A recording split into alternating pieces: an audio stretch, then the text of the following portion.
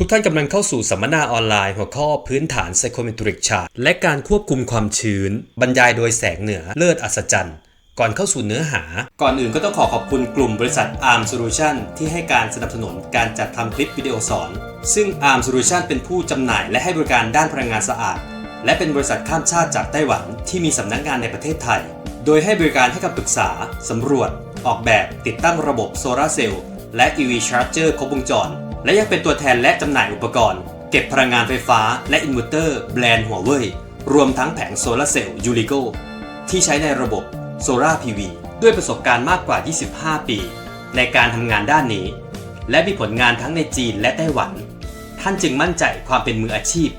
ในการให้บริการได้อย่างแน่นอนสนใจติดต่อคอนแทคที่ขึ้นด้านล่างนี้ได้เลยนะครับทิ้งท้ายฝากข้อคิดดีๆจากผู้สนับสนุนการประยุกต์ความรู้เพื่อใช้ในการทำงานได้จริงนั่นคือประโยชน์ที่ได้รับอย่างแท้จริง ARMS Solution ชื่อนี้คุณมั่นใจแล้วแต่สะดวกไม่มีถูกมีผิดหรอกเอาที่ถนัดแล้วกันนะครับขอว่าเวลาเล็ง30เนี่ยสิ่งที่จะต้องระวังก็คือว่าอย่าให้มันออกนอกเส้นที่มันต้องมีลักษณะขนานหรือ parallel ไปตามเส้นของมันเนี่ยนะครับแต่ผมหมายความว่าทะแยงมุมแหละแต่ว่ามันก็ต้องคู่กันไปหรือว่ามีแนวเดียวกันกับเส้นที่เขากำหนดไว้เช่นถ้าเราออกนอกเส้นสมมุตินะ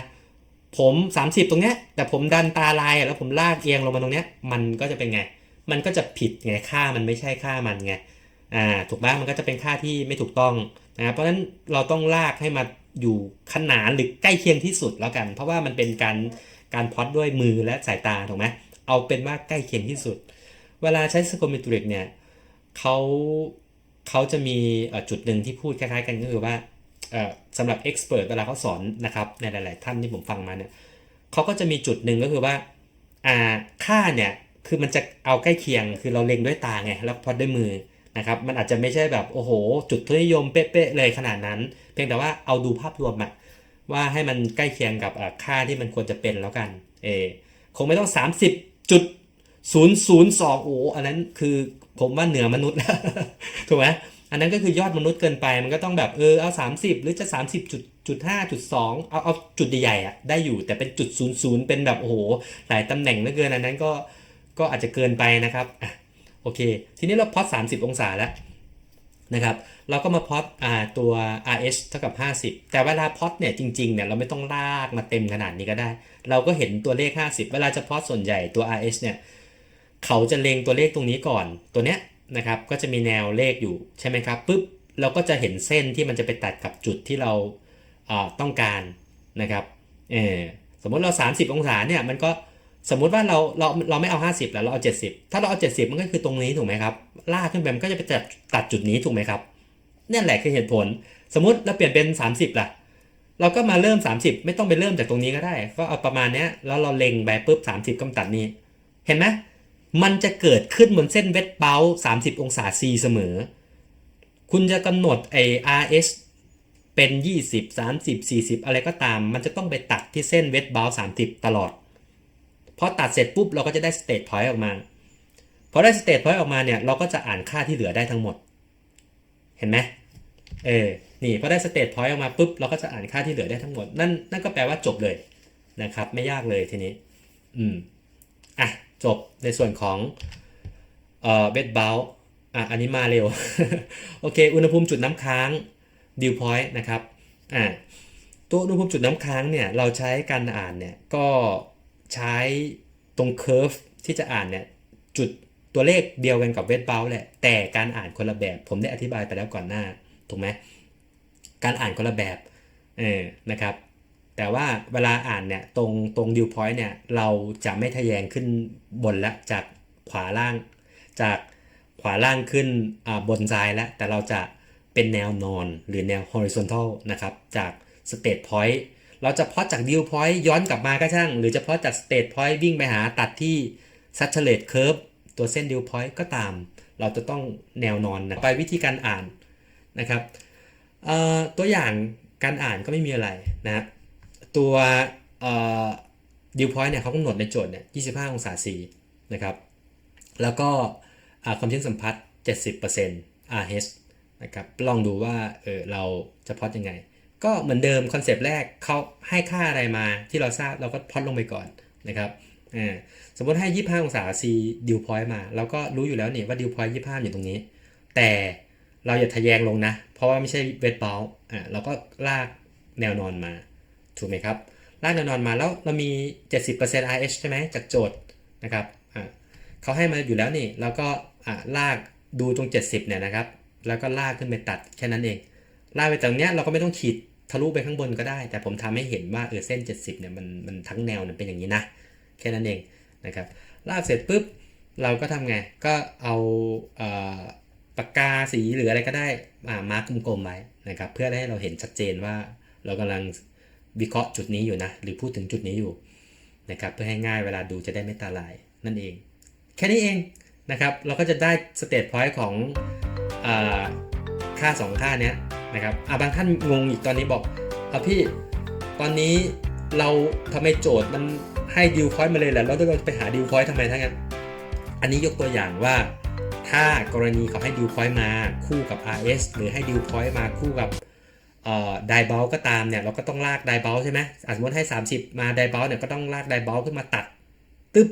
ก็จะได้ประมาณตรงนี้นะครับแล้วเราค่อยอ่านค่าที่เหลือความหมายเป็นอย่างนั้นนั่นแปลว่าถ้าเราไม่มีค่าดิวพอยต์แต่เราอยากรู้ดิวพอยต์เราก็ต้องมีค่าอื่นเช่นไดบัลเวทบัลคู่กันเราก็จะมาอ่านดิวพอยต์ได้ทีหลังมันก็สลับไปสลับมาให้ดูนั่นเองพูดง่ายๆต่อเลยนะความชื้นสัมผัส relative humidity RH นะครับก็คือตัวนี้ใช่ไหมครับเริ่มจากไม่ใช่เริ่มจาก10หรอกจริงๆมันก็อยู่ต่ำกว่า10อีกแต่ว่าในกราฟเนี้ยเขาเขียนเริ่มโดยส่วนใหญ่มันก็ออกแบบกันโดยทั่วไปเนี่ยมักจะไม่ต่ำกว่า10หรอกนะครับโดยส่วนใหญ่ก็ตัวนี้เริ่มจาก10 20 30 40 50 60 70 80 90แล้วก็เส้นสุดท้ายเนี่ยเขาจะไม่เขียนเลข100ไว้แต่ให้รู้ตรงกันว่าเส้นเนี้ยคือเส้น saturation หรือเส้นที่เป็นเส้นไอ้น้ำที่อิ่มตัวนั่นเองนะครับเส้นอิ่มตัวของอากาศตรงนี้ก็จะเขียนเส้นให้ดูคร่าวๆอีกทีนะครับตัวนี้อ่านเคอร์ฟมาเมื่อกี้ผมก็อธิบายไปบ้างแล้วแหละนะครับ20 องศา20% RH ก็ลากนี่แหละกินพื้นที่ไปตรงนี้เลยนะครับ50%นะครับก็กินลากมันนี่เลย100% RH ก็ลากมันนี่เลยนะครับก็ไม่ได้ยากอะไรนะครับคราวนี้ถ้าเราต้องการพล็อตล่ะทำไงตัวอย่างการพล็อตนะครับสมมติว่าเขาให้ค่ามาไดบอล35องศา C นะครับดิวพอยต์29เนี่ยให้คู่มาเปลี่ยนคู่แล้วเห็นไหมต้องการให้เราฝึกเปลี่ยนคู่ไงก็เลยใช้ไดบอลเนี่ยคู่กับดิวพอยต์นะครับแล้วก็ถามว่า RH เนี่ยได้ประมาณเท่าไหร่ที่ใช้เครื่องหมายบวกลบเนี่ยเพราะว่าจะให้เราประมาณ estimate ค่าว่าประมาณเท่าไหร่ไม่ได้แบบว่า RH ต้องเท่ากับเท่าไหร่นะครับคือบวกลบนิดหน่อยนั่นเองเราทราบอะไรเราพล็อตก่อนจำได้ใช่ไหมครับมาถึงตรงนี้ต้องเริ่มรู้แล้วนะว่าโอเคเราทราบค่าอะไรเช่นเราทราบไดบัลเราก็พล็อตไดบัลก่อน35นะครับแล้วก็พล็อตลากตั้งฉากขึ้นไปนะครับเสร็จแล้วดิวพอยต์เขาให้มา29เราทราบค่าดิวพอยต์แล้วก็มาพล็อต29 25 3025 26 27 28 29คือตรงนี้ถูกไหมปุ๊บเป็นไงครับดิวพอยต์จำคอนเซปต์ได้ไหมดิวพอยต์เนี่ยต้องเป็นแนวนอนนะครับเป็นแนวนอน horizontal ของ psychometric เราก็จะอ่าน29แล้วเราก็จะลากไปตัดพอลากไปตัดเราก็จะได้อะไรได้ RH ออกมานะครับได้เปอร์เซ็นต์ RH ณจุดนี้นะครับออกมาก็จะได้ว่าโอเค RH เราประมาณ 70% นั่นเองนะครับโอเคไหมทีนี้พอหลายๆเคสเนี่ยสลับตัวแปรไปมาเนี่ยมันก็จะเริ่มแบบเริ่มเข้าใจแล้วว่าเวลาจะใช้พารามิเตอร์ต่างๆเนี่ยมันก็ไม่ถึงกับว่าจะยากจนเข้าใจไม่ได้ขนาดนั้นแต่ว่าก็อาจจะต้องทำความเข้าใจนิดนึงนะครับนิดนึงต่อไปอัตราส่วนความชื้นนะครับอัตราส่วนความชื้นเนี่ยมันจะเป็นแนวนี้นะครับเวลาอ่านค่าเนี่ยมันคือสเกลมันจะอยู่แนวตั้งนะครับอยู่แนว vertical แต่เวลาเราอ่านค่าเนี่ยเราอ่านเส้นเนี่ยมันจะเป็นเส้นที่เราพล็อตแนวนอน ไปตัดกับสเกลแนวตั้งของค่า humidity ratio นะครับ humidity ratio หน่วยของ humidity ratio เนี่ยนะครับก็จะเป็นหน่วยของกรัม moisture นะครับต่อกิโลกรัมไดแอร์นะครับกรัม moisture ต่อกิโลกรัมไดแอร์ก็ที่ผมคุยไปแล้วก่อนหน้าจำได้ไหมว่ามวลของอากาศชื้นจำหลักการมันก่อนนะ W หรือ humidity ratio เนี่ยมวลอากาศชื้นต่อมวลของอากาศแห้งทั้งหมดนะครับในอากาศที่เราพิจารณานะสมมุติว่าเราเอาอากาศมา1ลูกบาศก์เมตรเนี่ย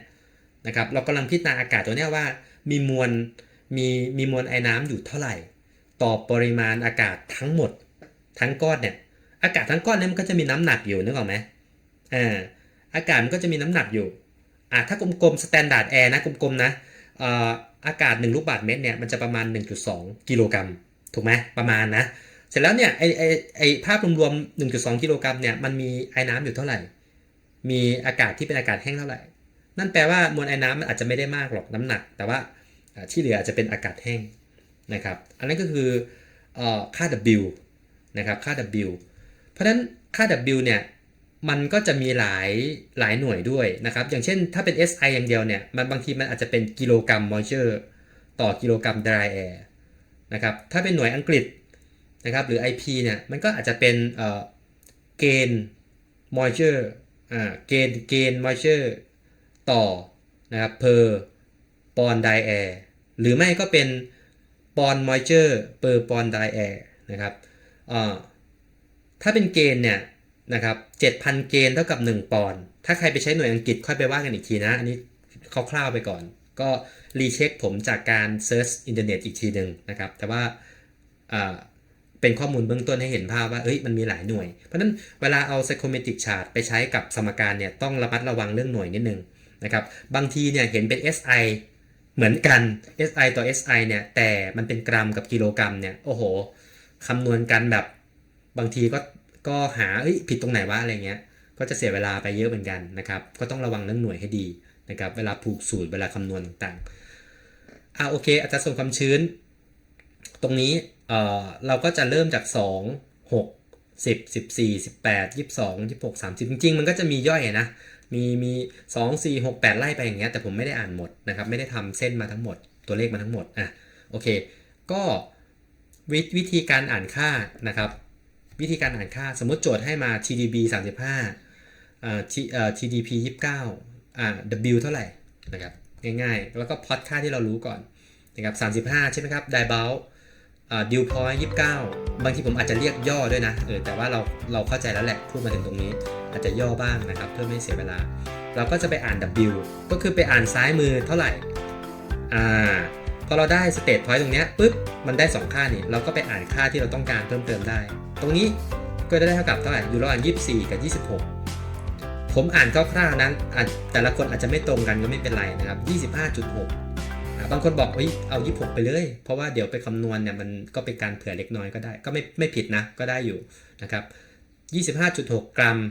moisture per กิโลกรัม dry air นะโอเคอันนี้ก็อัตราส่วนความชื้นปริมาตรจำเพาะนะครับก็เริ่มตั้งแต่ตรงนี้เลย 0.78 เนี่ยไล่ไปเรื่อยๆจนถึง 0.94 นะครับก็ตามนี้เลยนะครับหน่วยก็มีอยู่แล้วหน่วยคิวบิกเมตรต่อกิโลกรัมไดแอร์นะครับหน่วยคิวบิกเมตรต่อกิโลกรัมไดแอร์โดยการคำนวณในที่ผมใช้เนี่ยหรือในที่เราออกแบบกันเนี่ยเราไม่ค่อยได้ใช้ตัวปริมาตรจำเพาะเท่าไหร่นะครับแต่ก็ให้รู้ไว้ว่าใน psychrometric เนี่ยมันก็มีปริมาตรจำเพาะอยู่ด้วยนะครับปริมาตรจำเพาะถ้าต้องการใช้ล่ะหรือบางทีอาจจะต้องอยากอ่านจะทำไงสมมุติว่าเขาให้ Diebold มา35 Dew Point 29ก็เหมือนเดิมครับรู้ค่าไหนก็พล็อตเข้าไปนะครับ2ค่าได้ State Point ออกมาก็มาอ่านค่าปริมาตรจำเพาะได้ 0.908 ก็ไม่ได้มีอะไรมากนะครับตัวนี้จะเป็น enthalpy ของอากาศนะครับ enthalpy ของอากาศก็อยู่ตรงนี้ถูกไหมที่เราคุยกันก่อนหน้า enthalpy ของอากาศในหน่วยนี้สำหรับเวอร์ชันนี้เนี่ยจะเป็นอะไรครับ กิโลจูลกิโลจูลก็มี S ด้วยนะถ้าจะออกให้ถูกต้องจริงเนี่ยกิโลจูล per กิโลกรัม dry air นะครับกิโลจูลต่อกิโลกรัม dry air นั่นเองนะครับเส้นเหมือนเดิมก็คืออ่านทะแยงขึ้นนะครับทะแยงขึ้นคือ enthalpy เนี่ยในส่วนของ Ashley เนี่ยมันจะมีตรงด้านล่างด้วยเห็นไหมมันจะเป็นคู่อยู่มันจะดูตรงนี้ดีกว่าถึงจะชัดนะครับเนี่ยมันจะมีเนี่ย100 90 80 70 60 เนี่ยมันจะมีเส้นของเขาอยู่เส้นทะแยงที่เป็นแบบคู่กันไปเลยเนี่ยเพราะฉะนั้นถามว่าจะหลุดกรอบได้ง่ายๆหรือจะออกนอกเส้นเนี่ยได้ง่ายเนี่ยก็ถ้าเราเล็งดีๆเนี่ยก็จะไม่ค่อยพลาดนะครับเพราะว่าเขามีแนวให้ดูอยู่แล้วนะครับทั้งส่วนด้านที่เป็นด้านทางบนซ้ายแล้วก็ล่างขวานะครับตัวเลขยังไม่จบมีอีก โอเคนะครับวิธีการอ่าน enthalpy ข้อนี้เขาบอกเขาให้ไดเบลมา25นะครับผมไม่พูดเต็มแล้วกันนะทุกคนเข้าใจตรงกันแล้วกัน25องศา C นั่นแหละนะครับตามสไลด์เลย RS เท่ากับ 50% นะครับ enthalpy เท่าไหร่ก็รู้อันไหนให้พลอตอันนั้นก่อนนะครับรู้25องศาก็พลอตไปก่อนนะครับแล้วเรารู้ RS 50ก็พลอตเลยนะครับ50มาตัดปุ๊บได้ state point ได้ state point เสร็จปุ๊บก็อ่านค่าที่เหลือได้เราต้องการอ่านค่า enthalpy ใช่ไหมครับข้อนี้ก็สามารถอ่านจริงๆแล้วโดยส่วนใหญ่เนี่ยเราก็จะลากเส้นโดยเล็งมุมล่างขวากับบนซ้ายอยู่แล้วลากเส้นแล้วก็ขีดก่อนพอขีดนะครับเส้นเนี่ยเราถึงจะอ่านค่าจะอ่านตรงข้างบนนี้จะอ่านข้างล่างก็แล้วแต่สะดวกแต่ส่วนใหญ่เขาอ่านข้างบนกันนะครับแต่ว่าเวลาเล็งเนี่ยต้องเล็งล่างด้วยเพื่อที่ว่าจะได้ให้เส้นมันไม่ออกนอกแนวนะครับที่จะต้องขนานกับเส้นที่เขามีอยู่นะครับโอเคส่วนที่ว่าตัวเลขที่เขาไม่ได้ปรากฏอยู่ตรง55หรือ60เป๊ะๆเนี่ยเราก็อ่านไปโดยการ estimate ค่าว่ามันอยู่ระหว่างสเกลไหนแล้วเราก็กะด้วยสายตาเราว่าตัวสเกลที่เราอ่านเนี่ยมันน่าจะเท่าไหร่ก็หลักการเดียวกับการอ่านไม้บรรทัดหรือตลับเมตรนั่นแหละครับโอเคมาต่อกันที่เรื่องของ sensible heat ratio นะครับก่อนหน้านี้ psychrometric chart นะครับเรายังไม่ได้พูดถึงตัว sensible heat ratio นะครับมาก่อนสไลด์นี้เราจะมาคุยกันในเรื่องของ sensible heat ratio ซึ่ง sensible heat ratio เนี่ยนะครับใน psychrometric chart เนี่ยก็จะมีต้องพิจารณาค่าตรงนี้อยู่ด้วยนะครับรวมถึงสมการความร้อนต่างๆที่เกี่ยวข้องก็จะมีค่า sensible heat ratio เนี่ยที่ต้องพิจารณาและคิดคำนวณด้วยนะครับเรามาดูกันว่าวิธีอ่านหรือการใช้เบื้องต้นเนี่ยดูตรงไหนนะครับของAshley Psychrometric Chart ตัวนี้ก็จะมีจุดที่สามารถดู Sensible Heat Ratio ได้2จุดก็คือพื้นที่ตรงนี้ตรงครึ่งวงกลมนะครับก็จะมีสเกลเลข1เลข 0.8 0.7 0.6 0.5 มาเนี่ยตัวเนี้ยนะครับ1จุดนะครับอีกจุดหนึ่งนะครับพื้นที่หนึ่งก็จะเป็นสเกลด้านนี้นะครับสเกลด้านนี้ทีนี้เงื่อนไขการที่เราจะพล็อตกราฟหรือพล็อตค่าตัว sensible heat ratio เนี่ยเราต้องไปคำนวณหรือทราบในเรื่องของความร้อนก่อนว่าความร้อนสัมผัสความร้อนแฝงเนี่ยปริมาณเท่าไหร่ซึ่งเราต้องไปทำการคำนวณ cooling load calculation หรือกำหนดตรงนั้นมาก่อนนะครับในตัวอย่างเนี้ยสมมติว่าเราหามาแล้ว sensible heat หรือ QS เนี่ยนะฮะเราได้ 8,000 เรามี 8,000 วัตต์นะครับและ latent heat เนี่ย 2,000 วัตต์เขาถามว่าอยากทราบว่า sensible heat ratio เนี่ยมีค่าเท่ากับเท่าไหร่นะครับก็มันจะมีสูตรอยู่ตรงนี้ก็จะมีเขียนไว้นะเห็นไหมถ้าใครสังเกตเล็กๆเนี่ยก็จะมีสูตรเขียนไว้อยู่ตรงนี้ก็มีนะครับใช้สูตรเนี้ยนะครับสูตรเนี้ยตัว sensible heat ratio เนี่ยเท่ากับ sensible heat หารด้วย total heat นะครับหารด้วย total heat นะฮะก็เท่ากับ8,000 หาร 10,000ได้ค่าเท่าไหร่ได้เท่ากับ 0.8 นะครับวิธีพล็อตเนี่ยมันก็อาจจะทำได้โดยเลือกสเกลใดสเกลหนึ่งก็ได้นะครับไม่ต้องใช้พร้อมกัน2ย่านก็ได้สมมุติว่าเราต้องการใช้แบบครึ่งวงกลมแล้วก็มาพิจารณาตรงนี้นะครับอันนี้เป็นจุดศูนย์กลางของครึ่งวงกลมใช่ไหมครับ เราก็จะอ่านค่าที่เราได้ 0.8 นะครับแล้วเราก็ลากเส้นนะครับผ่านตัวศูนย์กลางก็จะได้เส้นน้ำเงินออกมาทีนี้เวลาจะใช้งานผมอาจจะยังไม่ลงรายละเอียดมากนักนะแต่ว่าเอาคร่าวๆก่อนเดี๋ยวค่อยไปสเต็ปถัดไปเวลาจะใช้งานตรงเนี้ยเราก็จะต้องถ่ายเทเส้นนะครับสีน้ำเงินเนี่ยนะครับให้ขนานเหมือนเดิมนะให้ขนานกันเนี่ยเอามาไว้ในกราฟที่เราพิจารณาไว้ตรงไหนก็ไว้ตรงจุดที่มันเชื่อมโยงสมมุติว่าเราพิจารณารูมดีไซน์อยู่นะครับอาจจะเราอาจจะยังไม่ได้แสดงตัวอย่างเรื่องรูมดีไซน์นะแต่ผมพูดคร่าวๆก่อนว่าเราก็จะต้องเอาเส้นน้ำเงินเนี่ยไปวิ่งผ่านไอ้เจ้ารูมดีไซน์นะครับเพื่อกำหนดความชันของการทำความเย็นต่างๆนะครับที่เกิดขึ้นนะครับโอเคนะในเบื้องต้นนะครับแต่ทีนี้ไอตัวจุดหนึ่งที่มันจะเกี่ยวข้องอีกจุดหนึ่งก็จะมีเส้น reference ก็คือตัวนี้ reference point ของกราฟ psychrometric นะครับแล้วตัวอย่างข้อนี้ผมจะเลือกใช้ตรงไหนสมมุติว่าตัวอย่างนี้เราเลือกใช้ฝั่งขวาแล้วกันนะครับเมื่อกี้ฝั่งซ้ายก็เป็นวิธีหนึ่งนึกออกไหมถ่ายเส้นลงมาทำยังไงก็ได้ให้เส้นน้ำเงินเนี่ยมันมาอยู่ในกราฟและอยู่ตรงจุดที่เรากำลังพิจารณานะครับซึ่งถ้าเป็น PowerPoint หรือ Excel เนี่ยมันสามารถ Copy ใช่ไหมเราทำเส้นตรงนี้ขึ้นมาก่อนแล้ว Copy วางปุ๊บเนี่ยเส้นมันก็จะขนานมาเลยนะครับแต่อย่าไปหมุนมันนะองศามันก็จะได้นะครับแต่ก็ต้องดูสเกลของภาพด้วยแหละว่าเรายืดเราหดเนี่ยมันโอเคหรือเปล่าด้วยนะส่วนนั้นก็อย่าลืมแล้วกันแล้วเราก็ Copy มาวางเลยมันก็จะใช้ได้ระดับหนึ่งนะครับแต่ตัวอย่างเราเนี่ยเราจะเลือกใช้สเกลทางด้านตรงขวามือตรงนี้จะเห็นว่าถ้า sensible heat ratio มีค่าเท่ากับ1เนี่ยเส้นจะเป็นแนวนอน horizontal 100% ก็คือนอนเลยลากมาตัด reference point เนี่ยก็คือนอนเลยแนวนอนเลยนะครับไม่มีมุมเอียงนะไม่มีเอียงขึ้นเอียงลงนะครับทีนี้ของเราเนี่ยตัวอย่างเราได้เท่าไหร่เราได้ 0.8 ใช่ไหมครับ 0.8 เนี่ยก็อยู่ประมาณตรงนี้นะครับที่ผมทำมาเนี่ยคือ 0.8 เราก็ลาก 0.8 เนี่ยผ่าน reference point นี่คือเส้นที่จะอ้างอิงความชันนะครับของการถ่ายเทมาในรูปแบบถ้าเราเลือกกรณีเลือกฝั่งเลือกใช้สเกลด้านนี้มานะครับก็คือเส้นสีน้ำเงินเนี่ยคือเส้นได้ละเส้น sensible heat ratio ส่วนไอจุดที่เราจะใช้งานจริงๆเช่นเรากำลังพล็อต room design มันอาจจะอยู่ตรงอื่นเช่นอยู่ตรงนี้สีแดงเนี่ยนะครับผมเอาสักเป็นตรงองศาแล้วกันจะได้ง่าย35องศา C 50% 40% RH นะครับสมมติอยู่ตรงนี้นะ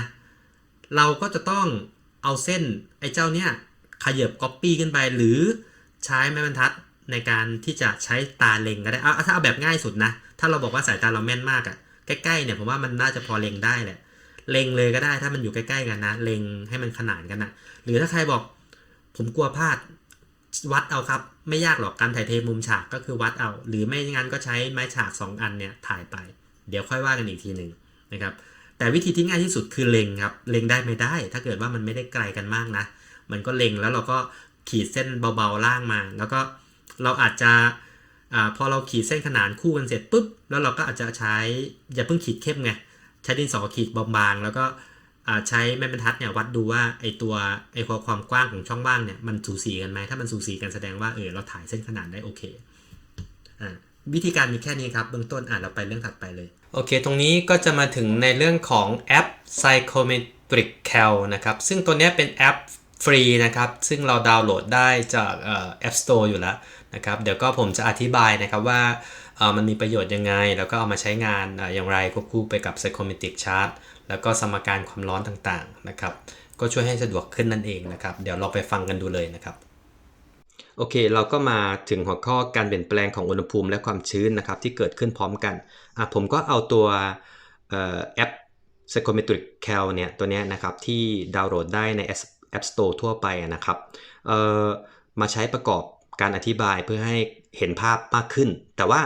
อาจจะไม่ใช่จบคลิปนี้แล้วก็เราเข้าใจเลยทั้งหมดนะครับอาจจะต้องค่อยๆไล่กันไปแล้วก็เดี๋ยวไปไล่ในหลักการของคุณสมบัติอากาศแล้วก็ Psychrometric Chart อีกทีหนึ่งนะแต่จะให้ดูคร่าวๆว่าเวลามันเปลี่ยนแปลงเนี่ยมันเกิดขึ้นยังไงตัวแอปนี้แบบย่อๆไวๆเลยอันแรกเนี่ยเป็น Altitude ระดับน้ำทะเลอันที่2เป็นDry Bulb กระเป๋าแห้งเนาะอันที่3เป็น Wet Bulb อุณหภูมิกระเป๋าเปียกตัวนี้นะครับอันที่4เป็น Dew Point นะครับ ถัดไปเนี่ยเป็น dew point ก็คืออุณหภูมิจุดน้ำค้างนะครับถัดไปก็เป็น relative humidity หรือความชื้นสัมผัสนะครับตัวต่อไปคือ atmospheric pressure นี่ก็คือ